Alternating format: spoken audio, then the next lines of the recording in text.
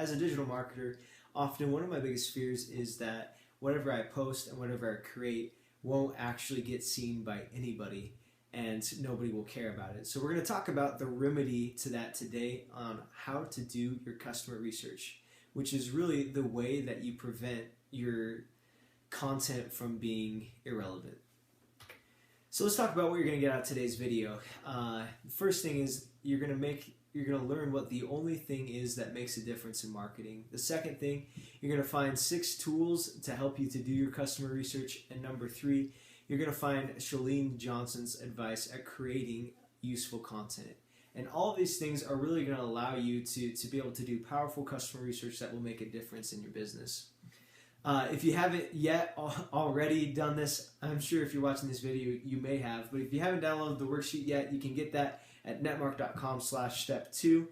And definitely use that because you can follow along with what we're talking about each day with that worksheet and be able to put out your own social media plan. So let's talk about a little analogy here.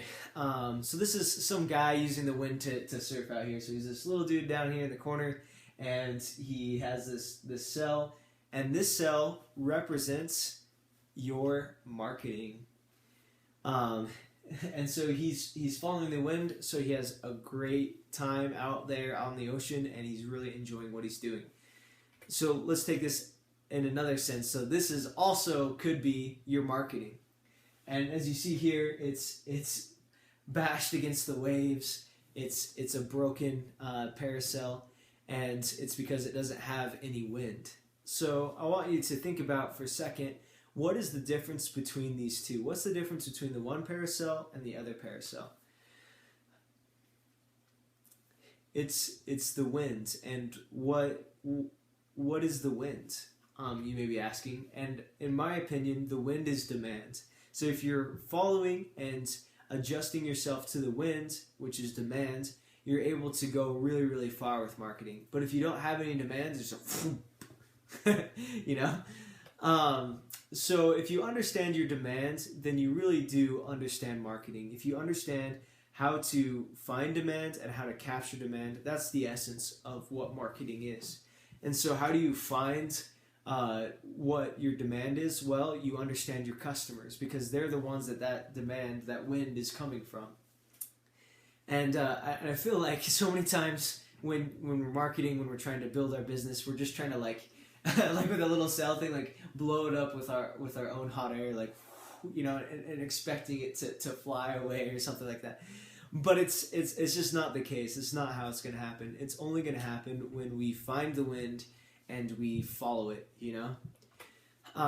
So here's 6 tools to help you to be able to find the wind, to be able to really do solid customer research and find that demand. And so the first one is blog comments. So in whatever industry you're in, I'm like 195% sure that there's a blog somewhere out there about your industry, or there should be.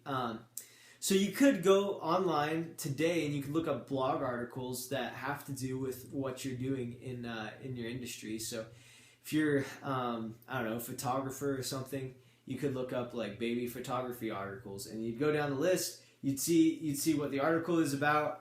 You'd read maybe some of the article, but then you can see at the bottom, okay, these are the questions that people are asking. These are the things that they're interested in. These are the things that they're most passionate about. Like, this is an article that does well. This is an article that doesn't do well. And all those things help you to understand and really get inside what the customer's head is like. So yeah, like it says on here, like what type of questions are they asking? What articles are getting lots of comments?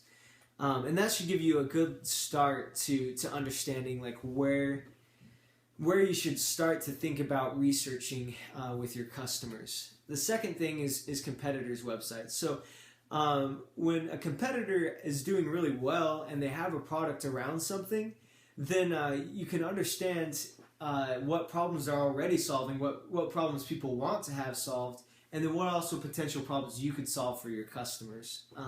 So competitors' websites are gold mines if they're successful. They're doing something right. So understand what they're doing right, and then understand what you could do right as well, maybe different from them, so you can compete well.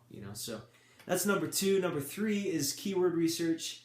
So you can go online and look up all kinds of different keywords related to your industry, like what's being searched, and then how can you answer those keywords, or like how can you.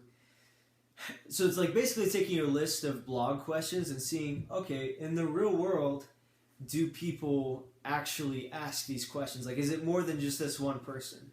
And so this is really validating what you assume to be true. Number 4 is Cora, and Cora is an excellent website to find questions and answers on a ton of different issues. I guarantee, like, whatever your industry is, there's probably a wealth of knowledge on Cora about your customers.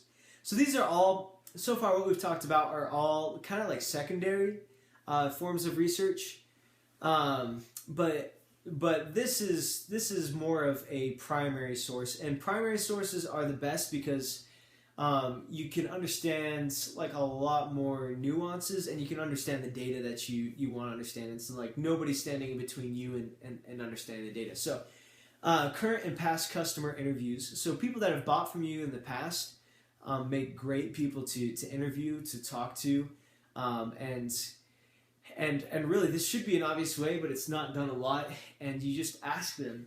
And so some good ways of just doing interviews of a lot of people, of current and past customers of both your product and other similar products, is just go onto Facebook, find a related group to what you're selling, and then just send them a message, say, hey, I was curious if or like, I see that you probably have this problem. I'm trying to understand people like this better. Would you be willing to take a survey? And then sending them the link to the survey. And a great tool for this, for doing surveys, is called Google Forms. And Google Forms is basically like, if you've heard of Qualtrics or something like that, but it's a survey tool that you're able to use like really simply, and just put in a bunch of questions. It'll populate a Google sheet with all the answers, and it'll help you analyze the data from that. So that's an awesome way to do it, whether you're just sending it to random people or whether you're interviewing past customers. And then finally, this is the Steve Jobsian approach, because his thought was, I always just wanted to design something for myself. That's what he always thought about with the iPod, the iPad, and all these different products. Like, what would he want? And so if you are or were a customer, or if and even more than that, if you can just put yourself in their shoes, you could be a valuable source of knowledge. You can ask yourself, what would you want if you were going to use this? Like, what would you want to experience? And so by putting yourself into their shoes, you can really understand what they're thinking and what they're feeling, and how to create an incredible experience for them. So, yeah, so that's the 6 tools. I can throw these back on here for 2 seconds so you can see them again. So blog comments, competitors' websites, keyword research, Cora, doing current and past customer interviews, and finally yourself, asking yourself, if you were the customer, what would you want to see? So I wanted to kind of take this all and kind of put it into a practical use for you. And this comes from Charlene Johnson. So the whole objective of customer research, the whole objective of going out and finding who your customers are and what they want, is so that you can talk to them as a friend and empathize with them. So you can speak empathetically with them, so they can understand that you know what they're going through, and you know how to help them solve what they want. Because if you think about it, if you're talking to your best friends, then you trust them implicitly, and so this is becoming best friends with your customers. So what Charlene Johnson's advice is so when you go out and produce content that you're aiming at these people, is talk with them one-on-one.